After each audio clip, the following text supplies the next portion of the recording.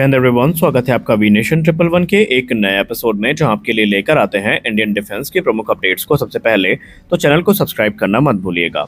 आज के अपनी अपडेट की हम शुरुआत करने वाले हैं हिंदुस्तान एरोनॉटिक्स लिमिटेड को लेकर आई एक बड़ी रिपोर्ट से।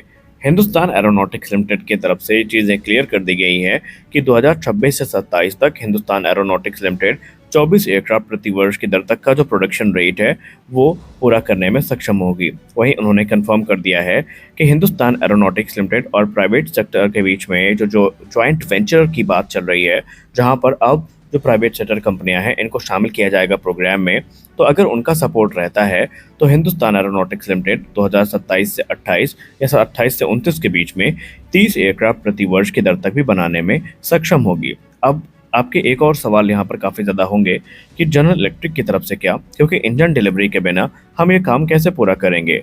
तो जनरल इलेक्ट्रिक ने एक बार फिर से भारत को आश्वासन दिया है कि 2025 में टोटल भारत को 12 इंजन डिलीवर किए जाएंगे, जहां पर पहला इंजन डिलीवर किया जा चुका है और दूसरे इंजन में 1 महीने की डिले हमें देखने को मिली है। अब वो जुलाई में देखने को मिलेगा, लेकिन 2025 में टोटल 12 इंजन के डिलीवर किए जाने की बात सामने आई है।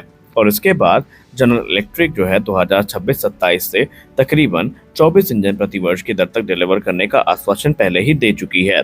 यानी अगर यहाँ पर जनरल इलेक्ट्रिक अपने बात पर अडिग रहती है और लेट लतीफ़ी उनके तरफ से देखने को नहीं मिलती है, तो ये प्रोग्राम जिसको हम लोग अभी सिर्फ सुन रहे हैं वो हमें वास्तविकता का रूप लेता नजर आएगा। क्योंकि एचएएल के अगर हम 3 प्रोडक्शन लाइन की बात करें तो नासिक और बेंगलोर को मिलाकर के अभी तकरीबन 24 एयरक्राफ्ट प्रति वर्ष की दर तक बनाए जा सकते हैं। लेकिन अगर यहाँ पर एक डेडिकेटेड प्राइवेट प्रोडक्शन लाइन हो जाती है तो ये नंबर हमें 30 तक पहुंचते भी नजर आते हैं। और अगर ऐसा हुआ तो न सिर्फ ये तेजस मार्क 1A प्रोग्राम के लिए हमारे लिए अच्छा होगा, बल्कि भविष्य में तेजस मार्क 2 और एमका जैसे जो प्रोग्राम्स हैं उनके लिए भी ये एक बड़ी बात होगी, जहां पर बड़े नंबर्स में उनका निर्माण किया जा सकेगा। हमारी अगली बड़ी update advance medium combat aircraft programme को लेकर आ रही है। एडवांस मीडियम कॉम्बैट एयरक्राफ्ट के लिए सैमटल एवियोनिक्स, जो कि भारत की एक जानी मानी एरोस्पेस और डिफेंस इलेक्ट्रॉनिक कंपनी है, इन्होंने अपनी स्मार्ट वाइड एरिया डिस्प्ले प्रदर्शित करी है।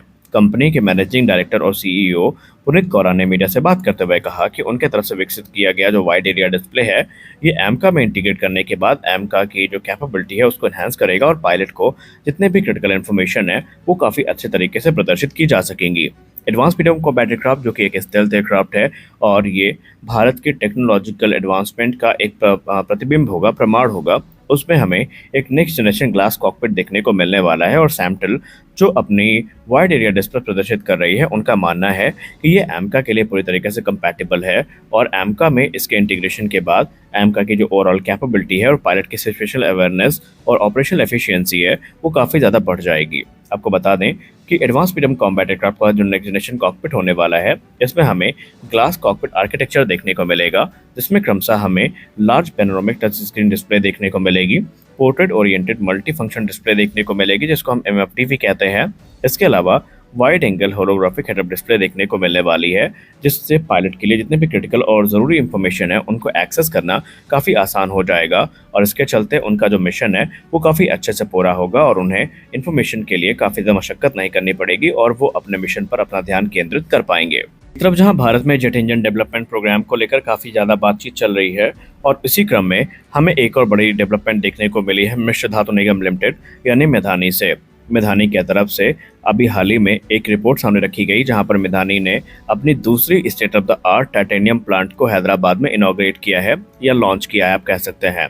और इसके बाद ये भारत की लार्जेस्ट फैसिलिटी हो गई है, जहां पर एरोस्पेस ग्रेड के टाइटेनियम एलॉयज हैं, इनका प्रोडक्शन किया जाएगा। और ये एक एसेंशियल मटेरियल होता है जो कि अपने स्ट्रेंथ टू वेट रेशियो और कोरोजन रेजिस्टेंस के लिए जाने जाते हैं। मुख्य तौर पर इन मटेरियल्स का इस्तेमाल एरो इंजन और नेक्स्ट जनरेशन फाइटर जेट्स के निर्माण में होता है। यानी मिश्र धातु निगम लिमिटेड की ये जो फैसिलिटी है, यह हमारे भविष्य के जो एरो इंजन प्रोग्राम है या फाइटर जेट डेवलपमेंट प्रोग्राम है उनमें एक महत्वपूर्ण भूमिका निभाएंगे और इसके लिए हमें जितने भी एडवांस मटेरियल्स हैं वो इनके द्वारा सप्लाई किए जाएंगे। आपको बता दें कि मिश्र धातु निगम लिमिटेड की भूमिका भारत के जेट इंजन डेवलपमेंट प्रोग्राम में भी काफ़ी महत्वपूर्ण है और कावेरी इंजन के साथ साथ इन्होंने हमारे जो देशी एयरक्राफ्ट डेवलपमेंट प्रोग्राम है उसमें भी काफ़ी महत्वपूर्ण भूमिका निभाई है। मिश्र धातु निगम लिमिटेड के कंधे पर जिम्मेदारी होती है कि ये एडवांस मटेरियल्स को सप्लाई करें, जिसके चलते हमारे जो डिफेंस प्रोग्राम है वो समय पर पूरे किए जाते हैं। और अब क्योंकि एक नई फैसिलिटी खुल गई है जहां पर बड़े स्केल में इन कह सकते हैं मटेरियल्स का निर्माण किया जाएगा, तो इसका सीधा मतलब ये है कि आने वाले भविष्य में जो प्रोग्राम मटेरियल्स के अभाव में धीमे होते हैं या लेट होते हैं, अब वो चीज़ें हमें देखने को नहीं मिलेंगी और सब कुछ चीज़ें जो तय किए गए समय सीमा है उनके अनुरूप ही आगे बढ़ेंगी। हमारी अगली बड़ी अपडेट प्रोजेक्ट कुश को लेकर आ रही है। Defence research and development organisation इस समय प्रोजेक्ट कुश की कैपेबिलिटी को बढ़ाने पर पूरा प्रयास कर रही है। ये एक लॉन्ग रेंज का surface to air missile system होने वाला है और इसमें हमें क्रमशः 3 इंटरसेप्टर मिसाइल्स देखने को मिलेंगी। M1 इंटरसेप्टर, M2 इंटरसेप्टर और M3 इंटरसेप्टर, जिनकी रेंज 150, 250 और 350 किलोमीटर होने वाली है।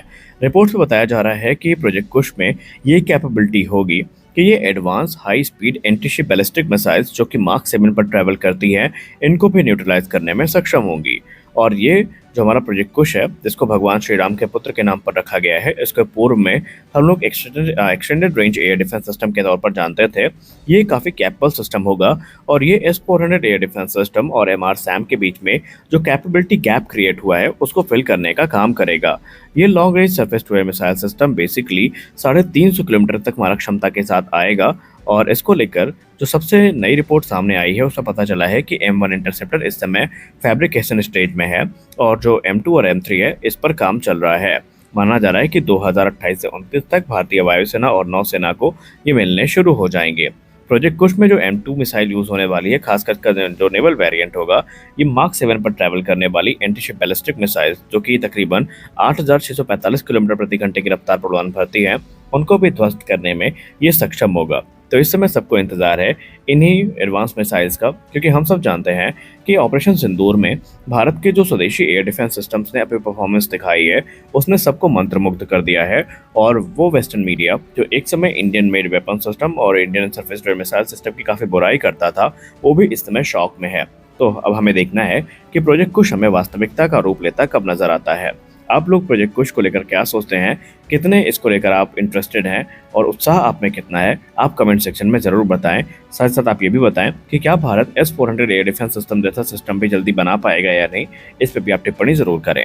हमारी अगली बड़ी अपडेट जापान को लेकर आ रही है। एडवांस मीडियम कॉम्बैट एयरक्राफ्ट के इंजन डेवलपमेंट प्रोग्राम में जापान की भी एंट्री हो चुकी है, जहां पर जापान ने फॉर्मली भारत को अपना IHI XF9-1 इंजन ऑफर किया है।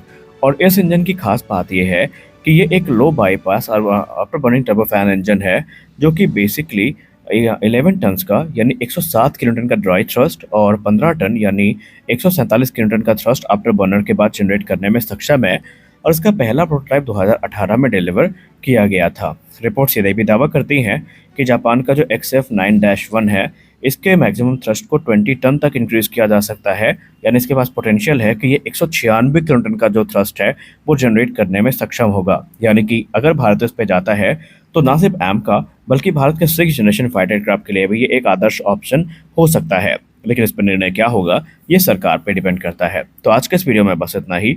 मिलते हैं अगले वीडियो में कुछ और अपडेट्स के साथ, तब तक के लिए जय हिंद।